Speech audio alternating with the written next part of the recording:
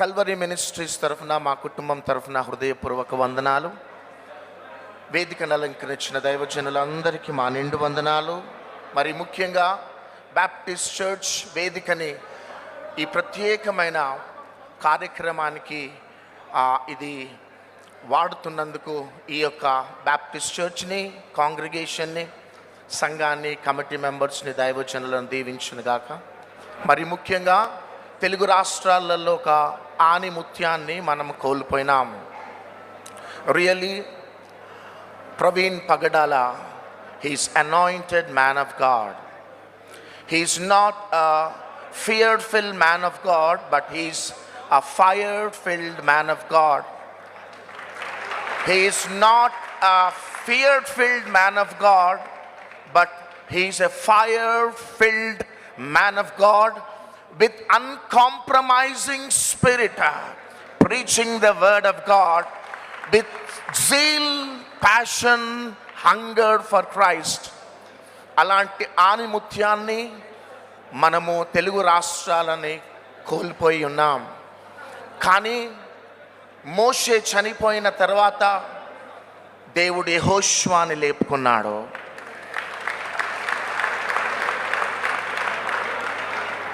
ప్రవీణ్ పగడాల గారి యొక్క ప్రార్థనలు ఇంకా బ్రతికే ఉన్నాయి.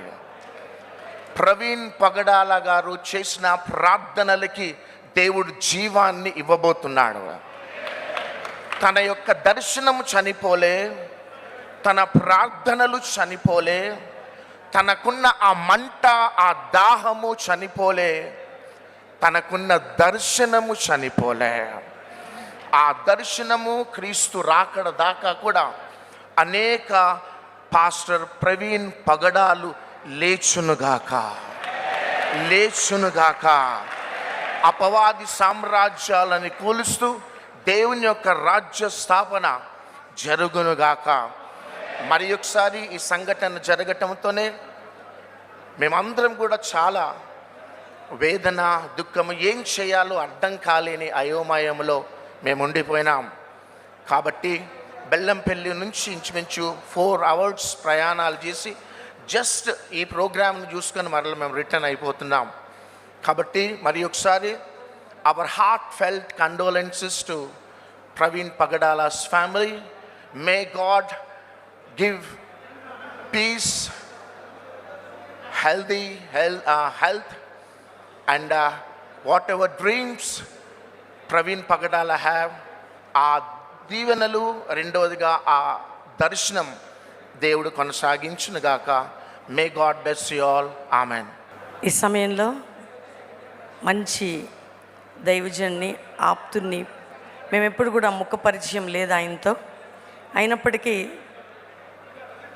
ఆయన జన్మ ప్రభు కోసం ఒక సార్థకమైతే ఆయన మరణము కూడా అతి శ్రేష్టమైనది. ఎంతమంది తెలుగు, ఆంధ్ర, తెలంగాణ, అనేక రాష్ట్రాల్లో, భారతదేశ నలుమూలల ఇతర రాష్ట్రాల్లో ఆయన మరణం ఒక ఉజ్జీవాన్ని లేపింది. ఎందుకంటే నిజంగా అనేక మంది మరణిస్తారు, కానీ ఈ మరణములో మాత్రం ఆ రాజమండ్రి ప్రాంతంలో చిందించబడిన ఆయన రక్తములో ఆ ప్రాంతాన్ని ఒక ఉజ్జీవం, ఆంధ్ర రాష్ట్రానికి, భారతదేశానికి. ఎందుకంటే ఆయన ఒక హతసాక్షి. దేవుడు ఆయన శ్రేష్టమైన జీవితం ఇచ్చాడు, శ్రేష్టమైన పరిచర్య ఇచ్చాడు, శ్రేష్టమైన మరణాన్ని ఇచ్చాడు, శ్రేష్ఠులతో చేర్చాడు ఆయనని. అందుని బట్టి నిజంగా ఒక కుటుంబం అయితే భర్తని, తండ్రిని కోల్పోయింది. క్రైస్తవ సమాజం ఒక మంచి విలువ కలిగిన ముత్యమైనటువంటి ఆణిముత్యాన్ని కోల్పోయింది.